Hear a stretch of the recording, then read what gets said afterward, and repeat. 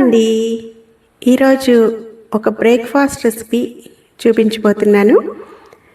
దీన్ని బ్రేక్ఫాస్ట్గా చేసుకోవచ్చు, అలాగే ఈవినింగ్ స్నాక్ లాగా కూడా చేసుకోవచ్చు. ఈ సమ్మర్లో సొరకాయ చాలా మంచిది కదా మనకి. ఎందుకంటే సొరకాయలో వాటర్ కంటెంట్ చాలా ఎక్కువ ఉంటుంది. అలాగే ఉల్లిపాయలు కూడా సమ్మర్లో వడదెబ్బ తగలకుండా ఉంటుంది, ఉల్లిపాయలు కూడా ఎక్కువగా తీసుకుంటూ ఉంటే. అందుకని దీంతో ఒక బ్రేక్ఫాస్ట్ స్నాక్ ఐటెం చూపించబోతున్నాను. సొరకాయని తురిమేసుకుని, ఉల్లిపాయలను కూడా సన్నగా కట్ చేసుకుని, క్యారెట్ కూడా తురుముకుని, కరివేపాకు, కొత్తిమీర ఇవి కూడా సన్నగా కట్ చేసుకుని వేసుకుని, జీలకర్ర, ఉప్పు, కారం ఇవన్నీ వేసేయాలి. నేను పచ్చిమిర్చి వేయట్లేదు. పచ్చిమిర్చి ఇష్టమైతే పచ్చిమిర్చి వేసుకోవచ్చు, కారం మానేయాలి అప్పుడు. లేదంటే కొంచెం కారం కొంచెం పచ్చిమిర్చి కూడా వేసుకోవచ్చు. నేను పచ్చిమిర్చి వేయకుండా కారమే వేస్తున్నాను. ఇప్పుడు ఇవన్నీ వేసిన తర్వాత వీటన్నిటిని బాగా పిసుకుతూ కలిపితే వీటిల్లో నుంచి నీరు వస్తుంది, ఉల్లిపాయల్లో నుంచి అలాగే సొరకాయలో నుంచి. ఇదంతా నీరు వచ్చిన తర్వాత దీనిలో మనం బియ్యపిండి వేసి కలుపుకోవాలి. శనగపప్పు కూడా నానబెట్టింది ఇందులో వేసేసుకోవాలి. పెసరపప్పు కావాలంటే పెసరపప్పు కూడా నానబెట్టి వేసుకోవచ్చు. పెసరపప్పు అయితే ఎక్కువసేపు నానడం కూడా అవసరం లేదు, డైరెక్ట్గా పెసరపప్పు కడిగేసుకుని కూడా వేసేసుకోవచ్చు. ఈ నానబెట్టిన శనగపప్పు వేసాను. ఇష్టమైతే ఇందులో పల్లీలు అలాగే నువ్వులు అవన్నీ కూడా వేసుకోవచ్చు. కొంచెం వేయించేసి పల్లీలని అవి కూడా ఇందులో బద్దలుగా చేసుకుని కలుపుకుంటే మధ్య మధ్యలో తగులుతూ చాలా బాగుంటాయి టేస్ట్. అలాగే నువ్వులు కూడా వేసుకున్నా కూడా చాలా బాగుంటుంది. ఇష్టమైతే బీట్రూట్ తురుము వేసుకోవచ్చు, రకరకాలుగా చేసుకోవచ్చు. ఇప్పుడు ఇందులో బియ్యపిండి వేసి కలుపుతున్నాను. బియ్యపిండి కలపడానికి వేరేగా నీళ్ళేమీ పోయట్లేదు. సొరకాయలో ఉల్లిపాయల్లో ఉన్న నీరుతోటే ఈ బియ్యపిండి ఎంత పడుతుందో అంత బియ్యపిండి వేసి కలుపుతున్నాను. ఇంకా కొంచెం బియ్యపిండి పట్టేలాగా ఉంది. మనం పిసికి కలుపుతూ ఉంటే ఇంకా నీరు వస్తూ ఉంది. దీనికి సరిపడగా బియ్యపిండి వేసుకుని మొత్తం బాగా కలిపేసేసి తర్వాత మనం దాన్ని తపాలా అంటే ఒక మందపాటి గిన్నెలో కానీ లేదంటే పెనం మీద కానీ ఒత్తేసుకోవచ్చు. బాండీలో కానీ, బాండీలో అయితే పైన అంతా ఒకవైపు అంత బాగా కాలదు, మధ్యలో అది మాత్రం కొంచెం తొందరగా మాడిపోతుంది, పైనది అంతగా కాలదు.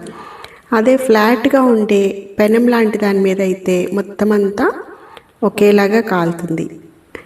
దీన్ని ఈవినింగ్ పిల్లలు స్కూల్ నుంచి రాగానే కూడా ముందుగానే ఈ పిండి రెడీ చేసేసి పెట్టుకుంటే వాళ్ళు స్కూల్ నుంచి రాగానే వేడిగా అప్పటికప్పుడుగా చేసేసి ఇవ్వచ్చు.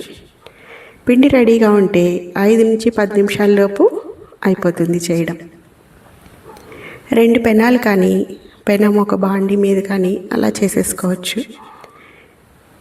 మొదటిసారిది మనం డైరెక్ట్గా పెనం మీదే ఒత్తేసుకోవచ్చు. ఎందుకంటే స్టవ్ అంటించకుండా ముందు పెనం మీద ఒత్తుకుని ఆ తర్వాత స్టవ్ అంటించి పెనాన్ని స్టవ్ మీద పెట్టుకోవాలి.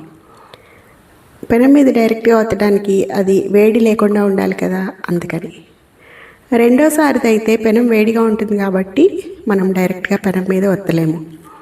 అలాంటప్పుడు కవర్ మీద కానీ, కవర్ మీద నూనె రాసి ఒత్తుకోవడం కానీ, లేదంటే తడిగుడ్డ మీద క్లాత్ని, శుభ్రమైన క్లాత్ని తడిపి దాని మీద కానీ ఒత్తుకోవచ్చు. ఇదిగో చూస్తున్నారు కదా, ఇది మొదటిది. అందుకే దీన్ని నేను డైరెక్ట్గా ఇలా నీళ్ళతో చేయి తడి చేసుకుని చేతికి అతుక్కోకుండా ఇలా ఒత్తుతున్నాను. పెనం ఎంత పెద్దదైతే అంత పెద్దది ఒత్తుకోవచ్చు. పిండి కొంచెం తీసుకుని పెనానికి సరిపడగా మొత్తం పెనం అంతా స్ప్రెడ్ అయ్యేలాగా, పల్చగా కావాలంటే బాగా పల్చగా ఒత్తుకోవచ్చు, లేదు కొంచెం మందంగా కావాలంటే మందంగా కూడా ఒత్తుకోవచ్చు. నేను మరీ పల్చగా ఒత్తట్లేదు, అలా అని మందంగా కూడా ఒత్తట్లేదు. మనం దోశ వేసుకుంటాం కదా, అదే కన్సిస్టెన్సీలో దీన్ని కూడా ఒత్తుతున్నాను. ఇది చాలా క్రిస్పీగా చాలా టేస్టీగా ఉంటుంది. ఒకసారి తిన్నారంటే అందరూ కూడా చాలా ఇష్టపడతారు. మామూలుగా పిల్లలు సొరకాయ, బీరకాయ ఇలాంటివి తినాలంటే అస్సలు ఇష్టపడరు కదా. వద్దంటూ ఉంటారు. అలాగే పెద్దవాళ్ళు కూడా చాలామంది సొరకాయ అంటే అది పేషెంట్స్ తినేదిలాగా ఫీల్ అవుతూ ఉంటారు. కానీ సొరకాయ చాలా చాలా మంచిది మనకి, అందుకని దీన్ని ఇలా చేసుకోవచ్చు. పైగా దీనికి నూనె కూడా ఎక్కువగా పట్టదు. బియ్యం పిండి వద్దనుకుంటే జొన్న పిండితో చేసుకోవచ్చు, లేదంటే సజ్జ పిండితో కూడా చేసుకోవచ్చు. ఎక్కువగా కూరగాయలు వెజిటేబుల్ని ఎక్కువ తిన్న ఫీల్ కూడా ఉంటుంది. అలాగే మన బాడీకి హైడ్రేషన్ కూడా అందుతుంది. టేస్ట్కి టేస్ట్, ఒక మంచి రెసిపీ తిన్నాము, హ్యాపీగా ఒక స్నాక్ తిన్నాము అన్నట్టుగా ఉంటుంది. ఇదిగోండి చూసారు కదా, ఇలా ఇంకొంచెం పిండి తీసుకుని ఒత్తుతున్నాను. మొత్తం ఒత్తేసిన తర్వాత దీనికి అక్కడక్కడ మధ్యలో హోల్స్ పెట్టినట్టుగా హోల్స్ పెట్టి నూనె వేస్తే ఆ మధ్యలో హోల్ పెట్టిన దగ్గర క్రంచీగా క్రిస్ప్గా కరకరలాడుతూ ఉంటుంది, పక్కన కొంచెం మెత్తగా ఉంటుంది. మూత పెట్టి సిమ్లో పెట్టి కొంచెం నూనె వేసుకుని నిదానంగా కాల్చుకుంటే చాలా చాలా టేస్టీగా ఉంటుంది ఈ సొరకాయ తపాలా చెక్క. ఇలాంటి హెల్దీ రెసిపీస్ కోసం మన ఛానల్ని ఇంకా ఎవరైనా సబ్స్క్రైబ్ చేయకపోతే తప్పకుండా సబ్స్క్రైబ్ చేయండి, లైక్ చేయండి, షేర్ చేయండి. దీన్ని ఫాస్ట్గా అవ్వాలనుకుంటే ఎక్కువ మంది ఉన్నప్పుడు డీప్ ఫ్రై కూడా చేసుకోవచ్చు. ఆల్రెడీ మన ఛానల్లో డీప్ ఫ్రై రెసిపీ కూడా ఉంది, ఇష్టమైతే అది కూడా ఒకసారి చూడండి. ఇది ఇలాగా డీప్ ఫ్రై కాకుండా షాలో ఫ్రై లాగా ఇలా చేసుకోవచ్చు. చూసారు కదా ఎంత బాగుందో. ఫాస్ట్గా అయిపోతుంది, మొత్తం 10 నిమిషాలు కూడా పట్టదు. మూత పెట్టి కాలిస్తే ఒక 5 నిమిషాల లోపే చక్కగా ఇది కాలిపోయింది. దీన్ని ఇప్పుడు తిరగేసుకుని రెండో వైపు కూడా కాల్చేసుకుని